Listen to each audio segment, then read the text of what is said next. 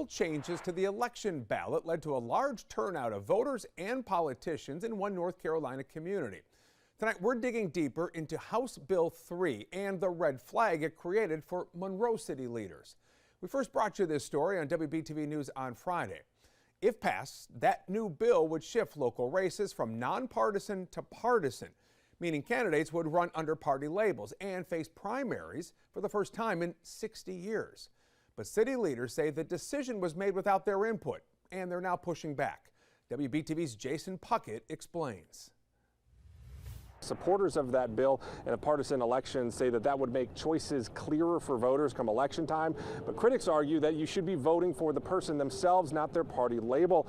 At an emergency Monroe City Council meeting Monday, I'll make a motion then that we oppose HB 3.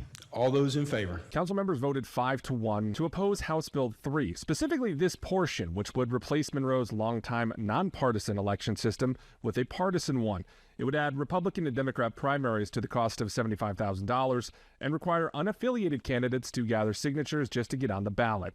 Party affiliation isn't perfect, but it offers a basic guidepost to help voters understand a candidate's basic beliefs.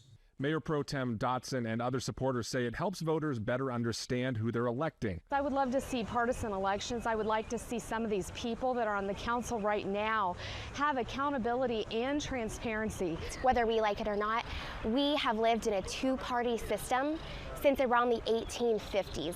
Some said they were open to a partisan election but believed the existing system had value. It makes you interview and do some research on the candidates. So it shouldn't be about a letter, it should be about the person. But even those open to change say the way Monroe was added to this bill just last week blindsided city leaders and voters. Nobody should be trying to overhaul Monroe's election without input from the very people that it affects the most. This was a ham-fisted way to do it.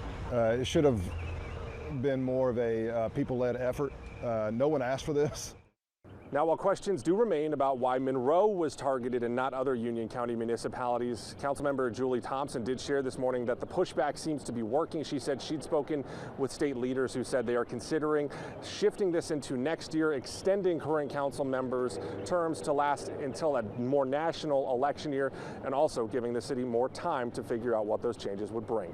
We'll have all those details and bring you more when we get it. For now, though, here in Monroe, I'm Jason Puckett, WBTV, on your side. Story will follow.